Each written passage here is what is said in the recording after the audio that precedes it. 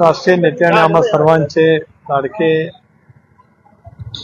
आदरणीय दादांच्या दुर्दैवी निधनानंतर बारामती विधानसभा पोटनिवडणूक त्या ठिकाणी लागलेली होती. अर्ज माघारीचा शेवटचा दिवस होता.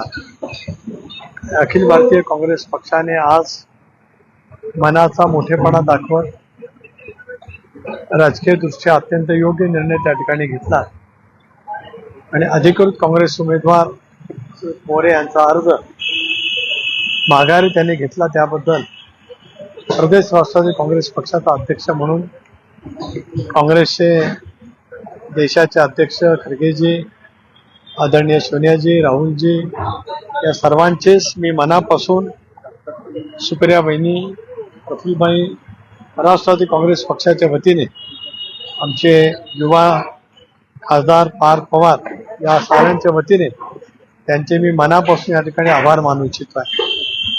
महाराष्ट्राच्या राजकारणामध्ये अजितदादांनी एक आपली स्वतंत्र ओळख 40 वर्षाच्या मेहनतीतून निर्माण केली होती. 91 साली लोकसभेमध्ये सुद्धा ते काँग्रेस पक्षाचे खासदार म्हणून निर्वाचित झाले होते. 95च्या विधानसभेमध्ये सुद्धा किंवा 92च्या पोटनिवडणुकीमध्ये सुद्धा काँग्रेसच्या हाताच्या पंजाच्या निशाणीवरती ते निर्वाचित झाले होते.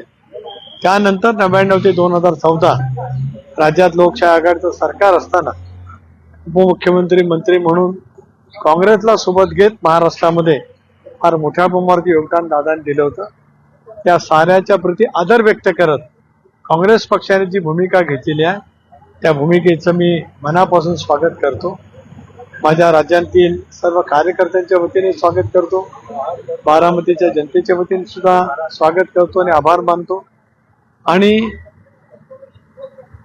एकंदरीत महाराष्ट्राच्या राजकारणाचा सुसंस्कृत पाया महाराष्ट्राचे शिल्पकार स्वर्गीय चव्हाण साहेबांनी जो रचला त्याला पूरक पैचा निर्णय आज काँग्रेस पक्षाने त्या ठिकाणी घेतला. त्याचाही उल्लेख या निमित्ताने मी करू इच्छित आहे. खरं आहे की हे सगळं करत असतानाच अनेक वेळेला वेगवेगळे प्रश्न निर्माण होत असतात, पण त्याच्यातून राजकीय सामंजस्य कशा पद्धतीने दाखवावं त्याच काँग्रेस पक्षाने त्या ठिकाणी दाखवलेलं आहे. हे मला प्रामुख्याने सांगायचं. उशिरा तुटलेलं शहाणपणे असं वाटतं तुम्हाला? कसं आहे की राजकारणामध्ये अनेक वेळेला अनेक घडामोडी घडत असतात. आता त्याच्यामुळे त्यांनी उमेदवार का दिला, एक तर मी सुरुवातीला स्पष्ट केलं की राज्यामध्ये 2 आघाडी आहेत. एक महायुती आणि दुसरी महाविकास आघाडी. आणि महायुतीकडे लोकसभेच्या जागा कुठल्या, विधानसभेच्या जागा कुठल्या हे निवडणूक लढून ठरलेलं होतं.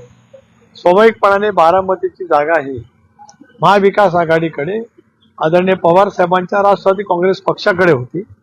ही जागा एनडीएमध्ये आमच्या राष्ट्रवादी काँग्रेस पक्षाकडे होती. अशा वेळेला सुरुवातीलाच आदरणीय खासदार सुप्रियाताईंनी आम्ही उमेदवार देणार नाही अशा वेळेचं घोषित केलं. त्याच्याबद्दलही मी आदरणीय साहेबांचे, सुप्रियाताईंचे आभार मानले. आणि गणित स्पष्ट होतं की महाविकास आघाडीमध्ये ही जागा पवार साहेबांच्या राष्ट्रवादीची असल्यामुळे काँग्रेसचा उमेदवार त्या ठिकाणी येणं असमन्वयित होतं.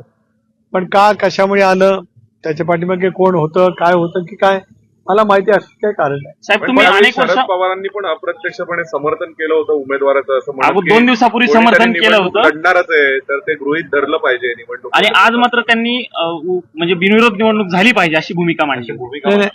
6 दशकं देशाच्या राजकारणात आदरणीय पवार साहेबांची भूमिका खूप महत्वाची राहिलेली आहे. राजकीय दृष्ट्या राहिली, देशाच्या विकासाच्या बाबतीमध्ये सुद्धा राहिली.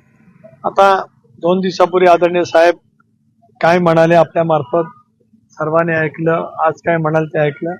मला असं वाटतं की साहेबांचा म्हणण्याचा मतितार्थ असा होता की लोकशाहीमध्ये निवडणूक लढण्याचा अधिकार प्रत्येकाला आहे, त्यामुळे निवडणूक बिनविरोध होईलच असं मानण्याचं काही कारण नाही, असं त्यांचा प्रदीर्घ अनुभवातून त्यांचं ते वक्तव्य असावं.